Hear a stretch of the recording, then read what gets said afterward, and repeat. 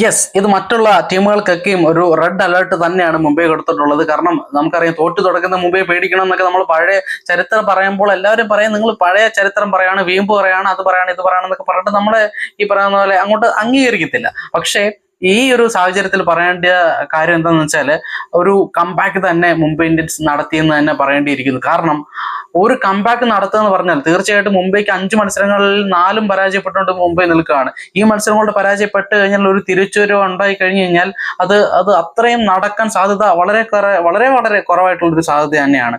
അപ്പോൾ ഈ മത്സരം മസ്റ്റ് വിൻ ആയിട്ടുള്ള ഒരു മത്സരം തന്നെയായിരുന്നു. ആ ഒരു മത്സരത്തിൽ ആരെയാണ് തോൽപ്പിക്കേണ്ടത്? ഈ സീസണിൽ ഇതുവരെയും തോൽവി അറിയാതെ വന്ന ഡൽഹിയെ തോൽപ്പിക്കണം. അത് ചെറിയൊരു കാര്യമല്ല. അതുപോലെ തന്നെ ടോസ് ഈ പറഞ്ഞ പോലെ അവർക്ക് കിട്ടി, മുംബൈ ഇന്ത്യൻസിന്റെ ബാറ്റിങ്ങിന് അയച്ചു. സെക്കൻഡ് ഇന്നിംഗ്സിൽ ഡ്യൂ ഉണ്ടാവും. അപ്പം എന്തായാലും മികച്ചൊരു ടോട്ടൽ കണ്ടെത്തിയേ പറ്റത്തുള്ളൂ. അത് മാത്രമല്ല, ഇനി മികച്ചൊരു ടോട്ടൽ കണ്ടെത്തിയാൽ തന്നെയും ഈ പറയുന്ന ലാറ കൂടെ കളിക്കുന്നേ ഡൽഹിയുടെ കൂടെ. ഡൽഹി അത്രയും മികച്ചൊരു ടീമാണ്. അപ്പം മികച്ചൊരു ടോട്ടൽ എന്ന് പറഞ്ഞാൽ അത്രയും നല്ലൊരു ടോട്ടൽ ഉണ്ടാക്കണം. പക്ഷെ മുംബൈയെ സംബന്ധിച്ച് 205 റൺസാണ് എടുക്കാൻ സാധിച്ചത്. അത് ഡൽഹിയെ സംബന്ധിച്ച് ഒരു ടോട്ടൽ ആണെന്ന് ചോദിച്ചു കഴിഞ്ഞാൽ ഞാൻ അല്ലെന്നേ പറയത്തുള്ളൂ. കാരണം അത്രയും മികച്ച ഡൽഹിയെ തോൽപ്പിക്കാൻ ഭയങ്കര പാടാണ്. നിങ്ങൾ എല്ലാ ടീമുകളും നിങ്ങൾ നോക്കിക്കോ.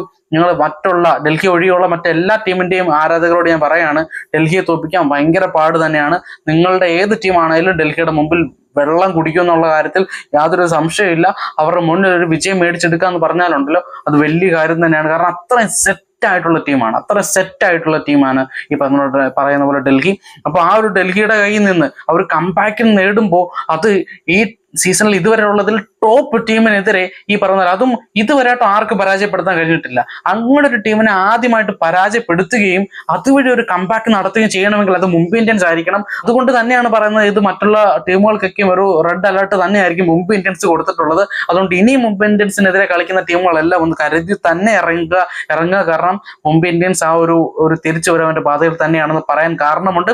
കാരണം പരാജയപ്പെടുത്തിയ ഡൽഹിയാണ്, അത് ചെറിയൊരു കാര്യമല്ല.